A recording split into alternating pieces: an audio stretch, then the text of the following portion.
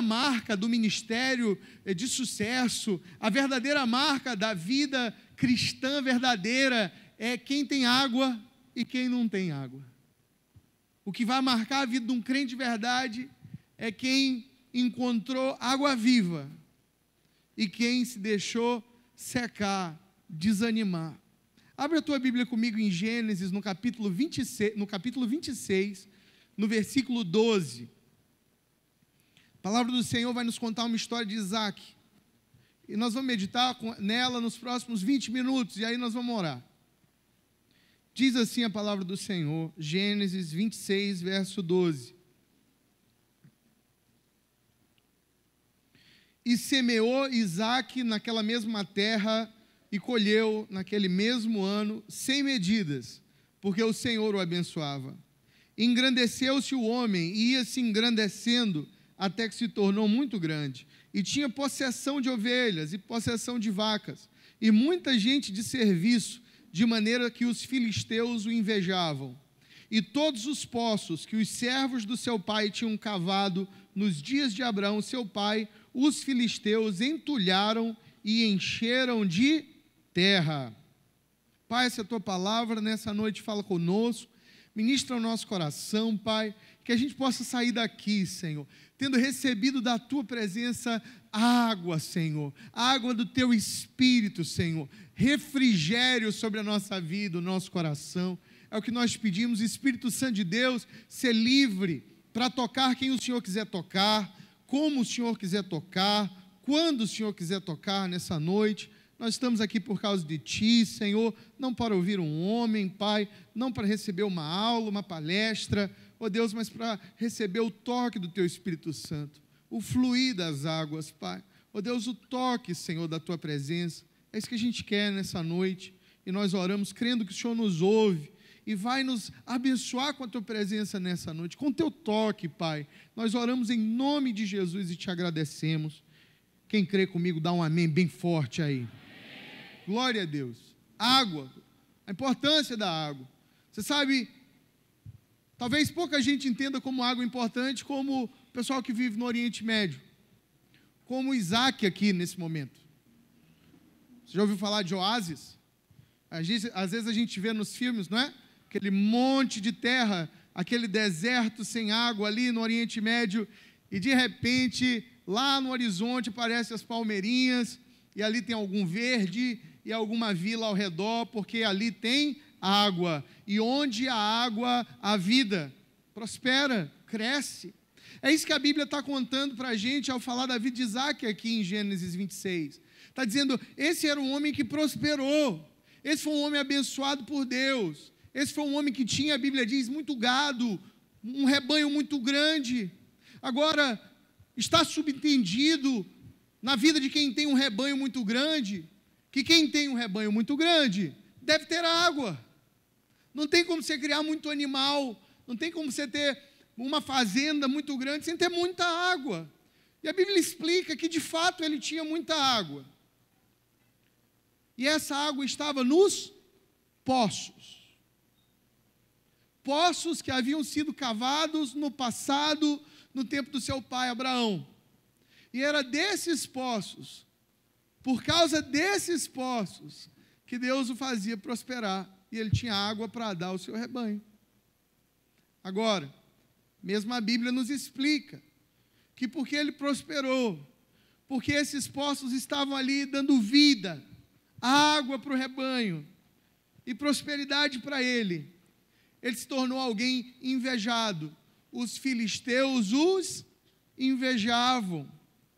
E a Bíblia diz no versículo 15, que o resultado disso foi que os filisteus entulharam e encheram de terra os poços de Isaac. Talvez durante a noite, enquanto ele dormia, quando os seus servos não estavam prestando atenção, aquele grupo de filisteus que via aquele homem prosperar e o rebanho aumentar, iam à noite escondidos e entulhavam os poços. Jogavam lá terra, para entulhando os poços, pararem o fluir das águas, e ao parar o fluir das águas, impedirem o rebanho de crescer, trazerem morte ao rebanho. impedirem as águas de fluir. Qualquer semelhança com a sua vida espiritual não é mera coincidência. Se você já teve um período na sua vida onde as coisas fluíram, você sabe do que eu estou falando. Eu já tive momentos na minha vida onde parece que o poço estava dando água, eu tinha achado um manancial, e de repente Deus traz recurso, Deus traz alegria, tudo que você coloca a mão prospera. Na verdade, eu estava contando hoje de manhã para os pastores, teve um tempo na minha vida, uma estação, onde havia tanta água, tanto fluir do Espírito, que eu estava até desconfiado que Deus queria me matar. Sabe aquela coisa de quando a esmola é muito, o santo desconfia? Deus, o Senhor está sendo muito bondoso comigo, não é possível. O Senhor está querendo me dar uma saideira para me levar para a glória. Só pode. Porque é o fluir das águas, é a prosperidade que vem quando a gente encontra o lugar da presença de Deus. E se você ainda não viveu um tempo assim, eu profetizo sobre a tua vida nessa noite, que Deus vai te ajudar a cavar um poço, encontrar um manancial de água, e você vai viver um tempo de grande prosperidade e graça sobre a sua vida. Bem, isso existe. Agora, se é verdadeiro que a água é importante, o fluir do Espírito é importante, e o poço representa isso, essa vida, é também fato que o inimigo nunca está satisfeito, e que o diabo tenta vez após vez, nos tapar os poços, entulhar as fontes de vida do nosso coração, porque tudo parte do nosso coração. A Bíblia diz que se há algo que você precisa guardar o seu coração, deles procedem as fontes de vida, os canais, e o inimigo está sempre tentando vir no coração do crente que está fluindo, vir no coração do ministério que está fluindo, que tem água, e ele tenta com pequenas coisas, sorrateiro como os filisteus, entulhar os poços, impedir o fluir da água. Talvez alguém aqui, um dia, você encontrou um manancial, cavou um poço, mas com o tempo você não vigiou, e o inimigo chegou e jogou decepção no poço, e começou a entulhar o seu coração com decepção, com pessoas, com ministérios, e onde havia um fluir de água e do Espírito, água pura, hoje já não flui mais. Você tem dificuldade até de cantar na igreja, porque parou, a água parou de fluir, o poço foi tampado. Você não é uma pessoa ruim por causa disso, você só não vigiou. A Bíblia diz que nós precisamos vigiar e orar. O inimigo anda ao derredor, amém? Buscando um poço para tapar, buscando um coração para ofender, para ferir. Talvez alguém aqui, você estava fluindo, havia água no seu coração, você tinha encontrado um lugar na presença de Deus, mas não vigiou, e o inimigo veio e começou a jogar frustração, ofensa, e as águas começaram a parar de fluir. Deixa eu falar uma coisa nessa noite, se há uma coisa que você precisa guardar, são os poços de água viva no seu coração. Você precisa vigiar e guardar, entesourar o fluir do Espírito Santo de Deus na sua vida. Não há nada mais precioso que isso. A Bíblia diz que Isaac cresce muito e ele é convidado a ir embora.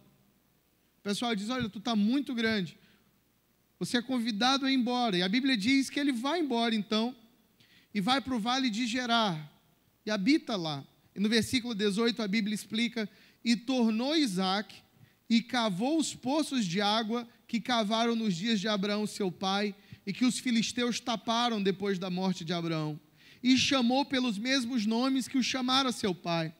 A Bíblia explica no 19, cavaram, pois, os servos de Isaac naquele vale, e acharam ali um poço de águas vivas. Eu gosto muito desse versículo, porque ele mostra um homem que teve seus poços cavados e foi expulso. Ele teve um tempo difícil, mas quando ele vai para um novo lugar, qual é a primeira coisa que ele faz? Ele cava novos poços. Ele diz: eu não posso viver sem água. Eu vou cavar novos poços. E a Bíblia diz que ele abre novos poços.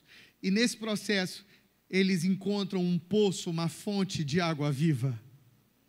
A chave nessa noite para você, irmão, que está nessa por longo prazo, que não está nessa só para visitar a igreja, mas você que ama a Deus e quer viver com Deus firme, bem, alegre, forte, é o seguinte: vigia, não deixe o inimigo tampar-te os poços, e se por acaso problemas acontecerem, não para de cavar, porque você vai encontrar água viva. Você vai encontrar água viva. Esse é um homem que foi perseguido, foi embora, mas continua cavando. Não tem a Dory do Procurando Nemo?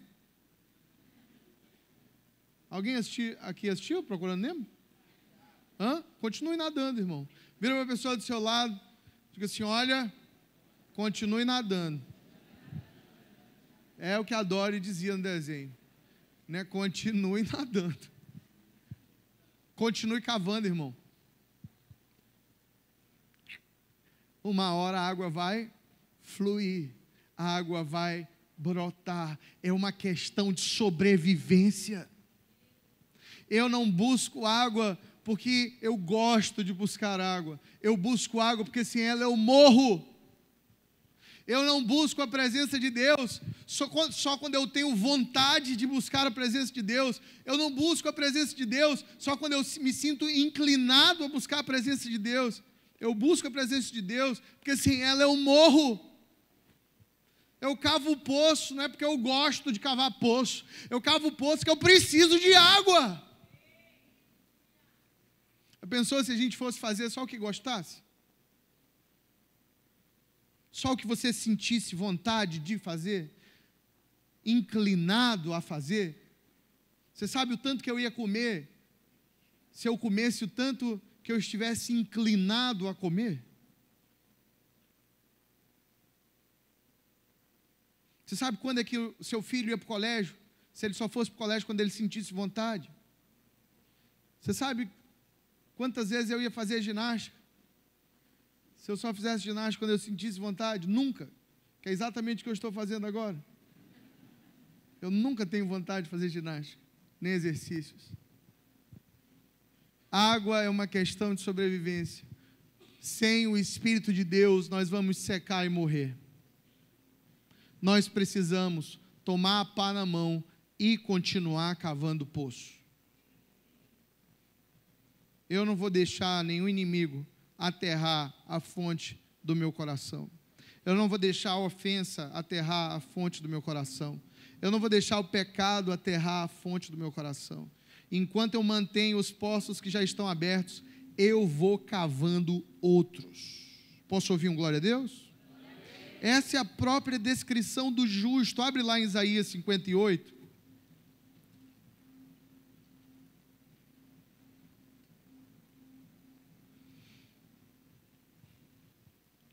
Isaías 58, versículo 11, dá como a própria descrição do justo ter água. Olha o que diz aí. Isaías 58, 11. E o Senhor te guiará continuamente, e fartará a tua alma em lugares secos, e fortificará os teus ossos, e serás como um jardim regado, como um manancial cujas águas nunca faltam. Se você recebe isso, dá uma poderosa salva de palmas ao Senhor nessa noite.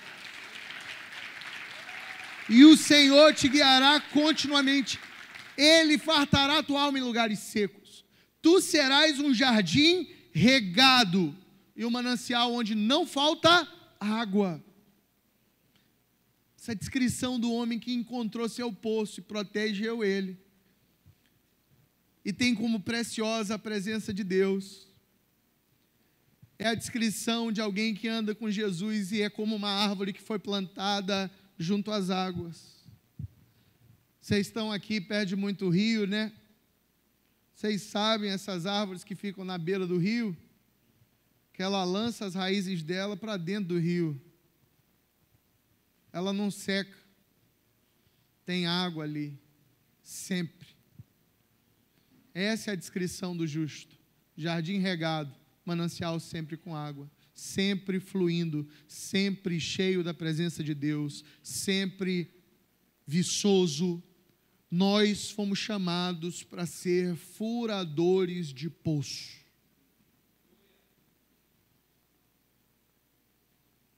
Eu e você. Chegou num lugar, não tem água? Espera aí, eu vou furar um poço aqui. Eu vou atrair a presença de Deus para esse lugar e vai ter água aqui. Eu estou numa cidade que é seca, não tem o mover do Espírito Santo, vou furar um poço aqui. A água viva vai fluir nesse lugar. Está tudo seco? Vamos fazer um jardim regado aqui. Deus vai operar com a sua água, com o seu fluir. Olha, a pastora Rose teve um sonho no começo do Angelim, muito tempo atrás. E nós nascemos num lugar muito improvável, lá em São Luís. O bairro do Angelim era um bairro, como ainda é, muito pobre, hoje até um pouco menos, mas 25 anos atrás, um bairro muito pobre. E eu lembro, porque nós nunca moramos lá, as pessoas imaginam que a gente morava no Angelim, começou a igreja lá, nunca moramos no Angelim, pelo contrário, sempre moramos muito longe do Angelim, no outro lado da cidade, mas íamos para o Angelim todas as semanas, várias vezes por semana, e era um contraste assim, do bairro onde eu morava para o Angelim. O Angelim é muito pobre. Então, até hoje tem grandes invasões ali atrás no Angelim. E a igreja, além de ter nascido num bairro assim, nessas condições, nasceu talvez no pior lugar do bairro, que era o cantinho do bairro assim, onde tinham poucas casas, e nasceu por trás da feira do bairro, da feira livre. E era o lugar, assim, o terreno onde os feirantes lançavam os restos de peixe, de carne, de animais, um lugar extremamente mal cheiroso. E era um lugar também alagado, portanto tinha um esgotão a céu aberto. Eu lembro porque tinha uns pés de mamona que cresciam do esgoto, e eu pegava a mamona lá para jogar no pastor Fred. E era um lugar de esgoto a céu aberto e um cheiro terrível. Eu lembro do cheiro, porque na escola bíblica dominical não tinha janela na nossa salinha, e a gente ficava ali, um olhando para o outro e dizendo, foi tu? Mas era o cheiro do esgoto que passava ali onde estávamos, um lugar terrível. E a pastora Rose teve um sonho uma vez, conta ela, que no sonho ela chegava na igreja e olhava dentro da igreja, a igreja estava cheia de água. Parece que tinha tido inundação na igreja, assim, sabe? E não era essa igreja que vocês conhecem hoje, não. Era o outro templo, menorzinho, inundado. No sonho ela conta que ela dizia, meu Deus, encheu de água aqui. E ela ouvia uma voz que dizia atrás dela, esse é o lugar, Rose, esse é o lugar. Foi próximo daí que nós recebemos a visita do missionário Danduque e de outros missionários que trouxeram um poderoso mover de Deus, ali naquele lugarzinho, esquisito e pobre, sem nada que prometesse alguma coisa, sabe? Sem nenhuma garantia de que seria uma grande igreja, enfim. Por quê? Porque não é o lugar, é o poço, que alguém se deu o trabalho de cavar ali. Eu quero te falar que na sua vida, o mesmo princípio se aplica. Busca ao Senhor, cava um poço, encontra um lugar no teu coração, para o fluir da presença de Deus. Eu vou te dizer uma coisa, você nunca mais vai ser o mesmo. As águas vão fluir. Deus começa a operar pela graça. É um mover espiritual do Espírito Santo de Deus. Como é que a gente cava um poço? Vamos para a parte prática? Abre a tua Bíblia comigo em Atos capítulo 16. Nós vamos fazer um exercício nessa noite aqui. Eu queria alguém no tecladinho para mim. Essa noite nós vamos beber. Beber sem música não tem graça. Olha aí, não é essa música que eu quero. Não é bem essa música que eu estou pensando. Atos 16, versículo 25. A palavra do Senhor mostra, Paulo foi preso, porque ele expulsou o demônio de uma adivinha. E ele foi lançado no cárcere. E ele está lá preso. Ele está na pior. Mas Paulo era um furador de poço. Vira para a pessoa do seu lado e diz assim: Paulo era um furador de poço. Ele era terrível. Onde ele chegava, ele cavava um poço. Não tinha lugar onde Paulo chegasse, onde ele não cavasse um poço. Era assim com Jesus, era assim com os apóstolos. Se eles chegassem, as águas iam fluir.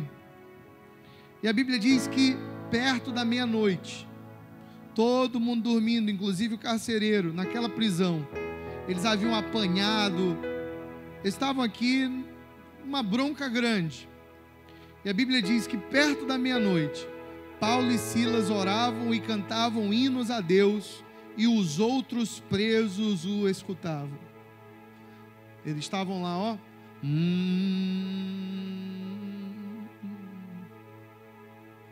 dando um abraço em Jesus, sabe? Dizendo: Senhor, a gente apanhou hoje à tarde, a gente tinha toda a razão para reclamar e para viver na sequidão, mas está aí, ó, nós vamos cavar um poço aqui. Vem Jesus, deixa as águas fluírem. A Bíblia diz que eles começaram a cantar e a louvar na prisão. Os outros presos começaram a ouvir aqueles dois malucos, todo lapiado nas costas, dizendo: vem, Senhor Jesus, ser exaltado, flui nesse lugar, Senhor Jesus. E a Bíblia nos dá o resultado, que é exatamente o mesmo resultado até hoje, quando eu e você ousamos chamar pelo fluir das águas e ousamos furar um poço no meio da tribulação. A Bíblia diz que veio então um terremoto, e os alicerces do cárcere se moveram, e se abriram as portas, e foram soltas as prisões de todos. Água vem através da adoração. Existe uma chave de Davi que é poderosa, e essa chave de Davi tem que vir para mim e para a sua mão, e essa chave é a adoração. É essa chave que destampa o poço do coração ofendido, é essa chave que destranca o poço do coração frustrado, é essa chave que abre o coração que está seco, que o inimigo entulhou. É essa chave que faz as águas fluírem. É essa chave, que é a adoração e a intimidade, que rompe as cadeias, que liberta os cativos. A adoração é a pá que fura o poço. Posso ouvir um amém? A gente não entende isso, não. Porque se a gente entendesse isso, a gente adorava ainda mais. A gente invocava a presença do Senhor no momento de sequidão. Uma vez eu estava viajando, eu estava indo do Panamá para Honduras. Era o caminho de volta de Honduras para o Panamá, para voltar para o Brasil. E eu estava no voo, cansado, e entraram 3 brasileiros que estavam sendo deportados. Cara, esses caras estavam infernizando o avião. Eles chamavam a aeromoça toda hora, estava uma confusão, eles sentaram bem na minha frente. Aí eu disse: Deus, eu não quero ficar no meio dessa confusão, sabe? E eu comecei a ficar agoniado no meu espírito, né? Aí eu disse: quer saber? Peraí, eu vou cavar um poço aqui, eu vou deixar as águas fluírem. Aí eu lembro que eu fechei os olhos e comecei ali naquela cadeira. Às vezes você nem precisa dizer nada, sabe? Às vezes você só precisa fazer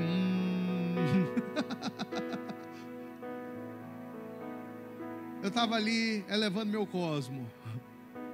Se você assiste Dragon Ball, você sabe o que eu estou falando.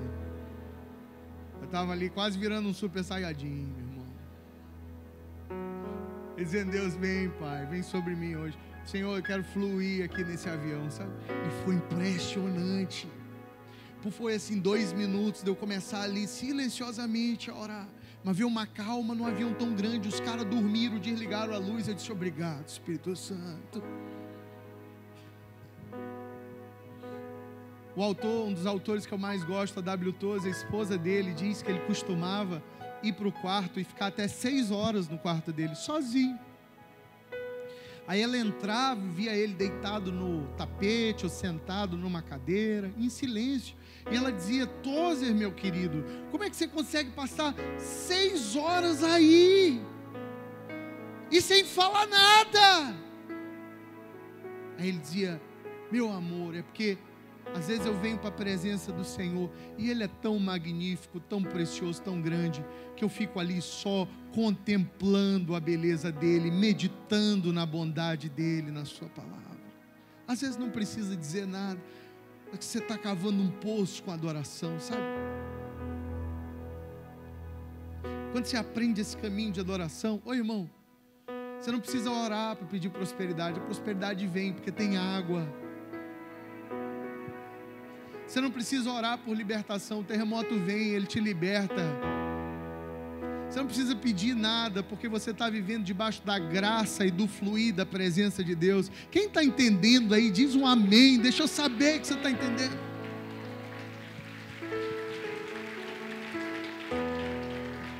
É poder de Deus. Agora o problema é que a gente não sabe mais fazer isso como igreja. A gente perdeu. A gente não sabe mais responder à presença de Deus. Deixa eu te ensinar uma coisa. Ouça de alguém que é jovem, mas que é um veterano no mover. Existe uma diferença entre resposta e reação.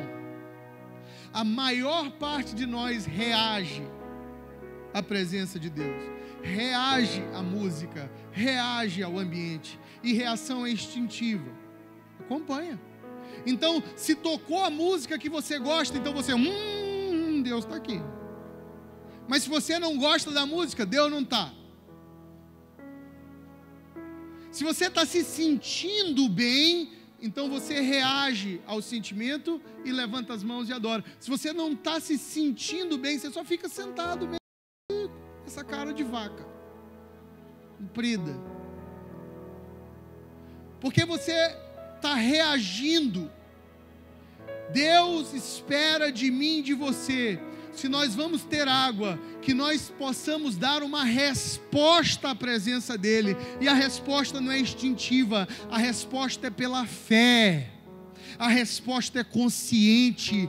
Sou eu que me posiciono para cavar um poço, para dizer: Deus vem e me toca, Deus vem e me transforma, Deus vem e me lava com a tua água. Deus, é melhor o Senhor vir, porque se o Senhor não vier, eu vou ter que ir até aí. É consciente. A maior parte de nós só é reativo. E aí a gente fica esperando o culto terminar e Deus não tem tempo de fazer o que Ele quer fazer na nossa vida. Aí a gente vai orar e faz assim: Deus, eu entrego tudo nas tuas mãos. Aí fica: Deus, o Senhor ainda não fez nada com o que eu dei? Então devolve. Toma de volta. 5 minutos. Deus, são 15 para as 9. O Senhor tem 15 minutos para transformar a minha vida, porque eu tenho que ir para casa assistir a novela. O cara está assistindo jogo de futebol, primeiro tempo. No intervalo do segundo tempo, 15 minutos. Ele diz: Deus, está no intervalo, só tem 15 minutos para falar comigo, porque já tem o segundo tempo. Você já viu alguém levantar no meio de uma cirurgia para comprar uma Coca-Cola? Você está lá, o médico está fazendo a cirurgia, aí você diz: com licença, com licença, com licença, só queria dar uma saidinha rapidinho, eu volto depois para o senhor terminar a cirurgia? Não. Você fica na presença de Deus até Ele terminar com você. Mas a gente é muito reativo. Muita gente desaprendeu a se render à presença do Senhor. Oh, isso é muito sério. Porque a minha geração, a gente aprendeu. Na minha geração, quando o mover de Deus vinha, às vezes a gente caía no chão e ficava 3 horas no chão. O pastor fechava a igreja, a gente ficava lá dentro. Eu já vi pessoas no Angelim serem levadas para casa na caçamba de uma pampa velha. 3 irmãos, os diáconos pegavam e jogavam na caçamba.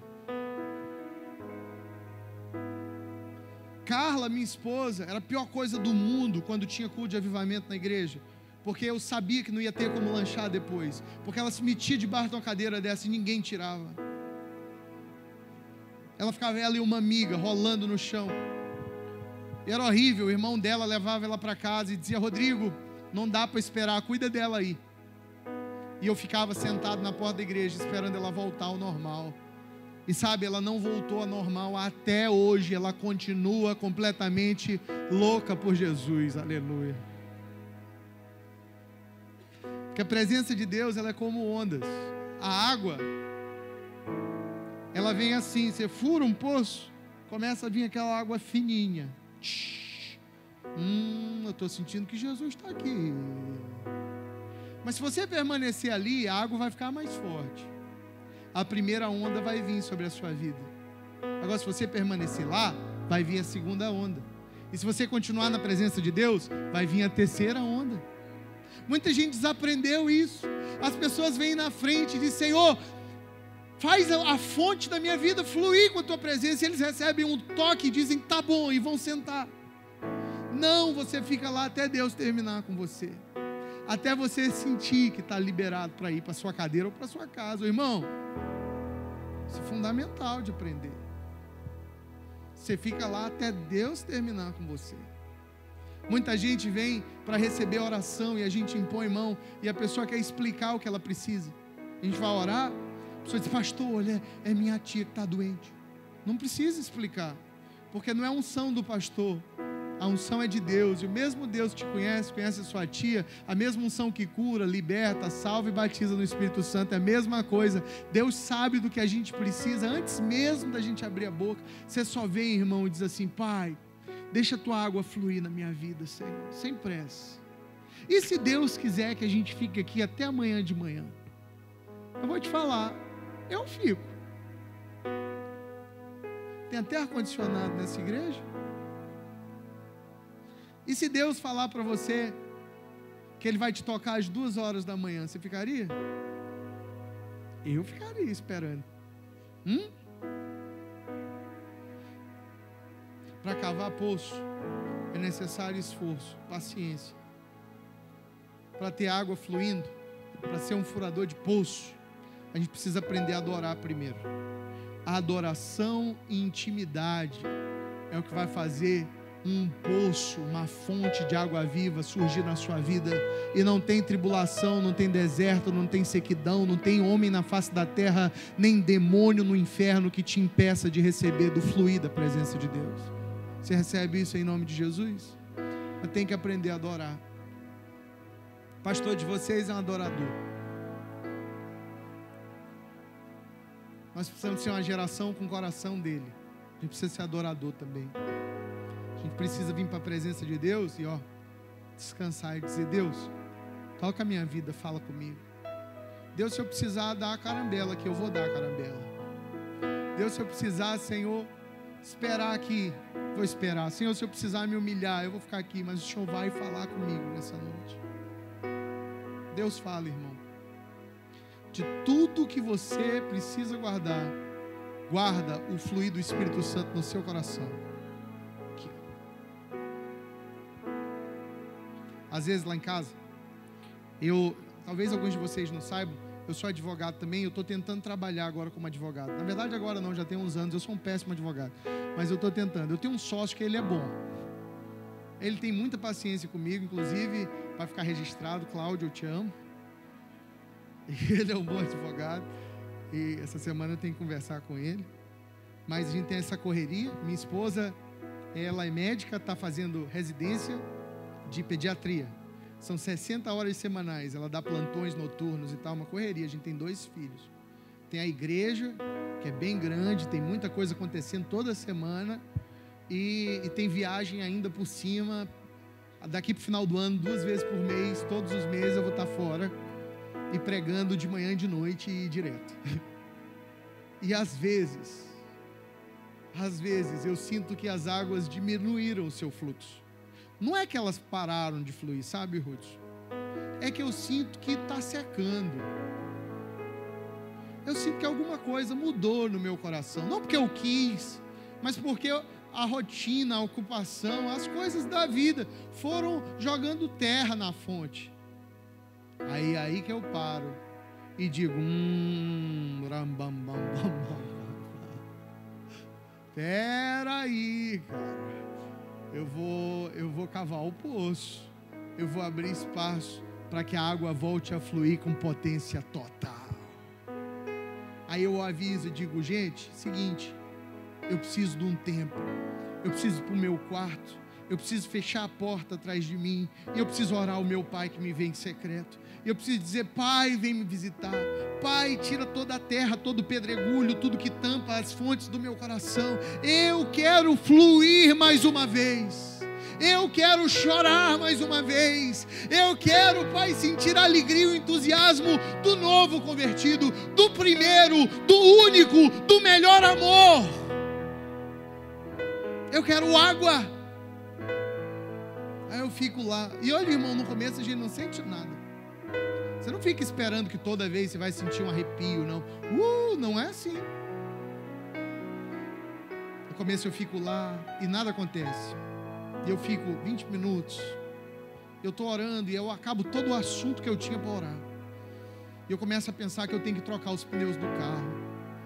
Como é que pneu de carro está caro? Meu Deus, eu digo: misericórdia, eu tenho que voltar a orar. Eu volto a orar, e Deus nada. E aí eu pego e leio um salmo, eu digo: misericórdia, Senhor, o Senhor vai me deixar aqui fazendo papel de bobo nesse quarto sozinho? Oh Deus, vem me visitar aqui, Pai. E teve uma ocasião que eu estava orando assim, de olho fechado, e eu senti uma presença tão forte dentro do quarto. Oh, mas você sabe quando você sabe, porque sabe que alguém está ali. Oh, eu fiquei com medo de abrir o olho, porque eu não quero ver nada. Eu lembro que eu fiquei de olho fechado, e eu senti uma presença tão forte no quarto. E eu disse: obrigado, Jesus, porque o Senhor está aqui, eu sinto a tua presença aqui. E eu comecei a falar para ele de olho fechado, porque eu sabia que ele estava ali. Mas foi tão forte aquela experiência que eu saí do quarto de olho fechado, porque eu não tive coragem de abrir, nem para abrir a maçaneta. Eu fui tateando na parede para achar a chave para sair, em nome de Jesus. Abri a chave, fui-me embora, disse: fica aí dentro. Misericórdia, que medo, temor, né? Por quê? Porque eu estava sentindo a presença de Deus tão forte ali, tão real ali. Mas, irmão, Ele só vem se você chamar, Ele só vem se você esperar, Ele só vem se você quiser. Ele é um cavalheiro, Ele só entra a convite, Ele só entra se você abrir a porta, Ele só entra se você tiver sede, Ele só entra se você quiser. Deus, essa noite, deixa as águas fluírem mais uma vez. Tem que saber receber. Você sabe, a gente é bom para pedir, mas é péssimo para receber a presença de Deus. A gente diz: Deus, vem e me toca, e quando Deus está tocando, a gente vai embora.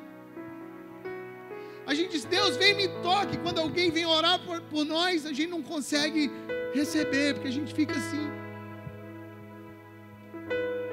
A gente não consegue derramar o coração, porque já está tudo tão entulhado de preconceito, de frieza espiritual, de incredulidade, de decepção, de mentiras do diabo, que quando o mover vem, a gente não consegue fluir com ele e responder ao Espírito Santo. Essa noite, irmão, eu estou te dando um guia básico para responder à presença de Deus. Essa noite, o Espírito Santo de Deus vai tocar teu coração, ele vai liberar os canais de água de vida, de água viva aí dentro de você. É simples assim. Posiciona o coração com paciência e fé, invoca o nome do Senhor e Ele virá. Se você pedir, Ele virá. Ele toca o teu coração, muda a sua vida. Olha, não subestime o que Deus pode fazer com você numa reunião como essa. Você não imagina o número de pessoas que tiveram a sua vida, o número de jovens tiveram a sua vida completamente mudados numa reunião como essa, na inexplicável presença de Deus, misteriosa, como diz o pessoal da Assembleia de Deus, mistério, porque Ele pode tudo, Ele pode todas as coisas, não é complicado, é simples. E se eu dissesse para você que para você receber o toque do Espírito Santo, você teria que subir num monte por 7 sábados consecutivos, vestido de verde, verde bandeira, subir um monte num pé só, à meia-noite. E aí você receberia, após 7 sábados, do toque da presença de Deus. Você sabia que ia ter gente que ia fazer? Porque tem gente que faz coisa pior. Você receber o toque do Espírito Santo é simples. É pela fé. É só pedir. É crer de todo o coração. O Espírito Santo de Deus que habita em você, ele se manifesta em você. E ele muda tudo. Olha, não é sobre a manifestação, não é sobre cair para trás ou para frente, não é sobre orar sentado ou em pé, isso é irrelevante. Tem gente que é tocado por Deus e é tocado para dentro, né? E fica quietinho. Tem gente que é tocado por Deus e é tocado para fora, sai pulando, não é verdade? Tem gente que a gente ora e cai para trás, tem gente que cai para frente, isso é bobagem. Você nunca vai ver ninguém que é sério pregando sobre manifestação. Você não prega sobre manifestação porque elas são variadas. Você prega sobre o toque de Deus. É importante, é fundamental que nessa noite você saia daqui tendo a consciência de que recebeu um toque da presença de Deus na sua vida. Você pode chorar, você pode rir também. Às vezes a gente vê as pessoas orando e rindo e diz assim, estão ficando doida. Mas você não sabe, às vezes aquela pessoa está sendo curada de uma depressão. Às vezes aquela pessoa não ri daquela forma há meses. O Espírito Santo vem como um gozo. A Bíblia diz, olha, não vos embriagueis com vinho, onde há pecado, dissolução, mas sede cheios do Espírito Santo. Cantem entre vocês com salmos e cânticos espirituais, orem em outras línguas, deixa fluir as águas, deixa fluir a água do Espírito Santo de Deus, com graça, com paciência. E se precisar profetizar, profetiza. Orar sobre o seu coração, para que a pedra, o pedregulho, a areia do tempo, da frieza espiritual seja tirada fora e esse poço encha de água viva novamente, hein? Eu quero orar com você, por você. E se ninguém orar por mim, eu oro por mim mesmo essa noite. Eu mesmo caio para trás. Vamos para frente. Desde que Deus venha e toque a minha vida nessa noite. Eu preciso. Eu, pastor Heber, pastor Ruth, galera, nós vamos estar aí orando por vocês, pastor Max. Se você tem sede e fome, esse culto é para você. Se você, como eu, precisa de água,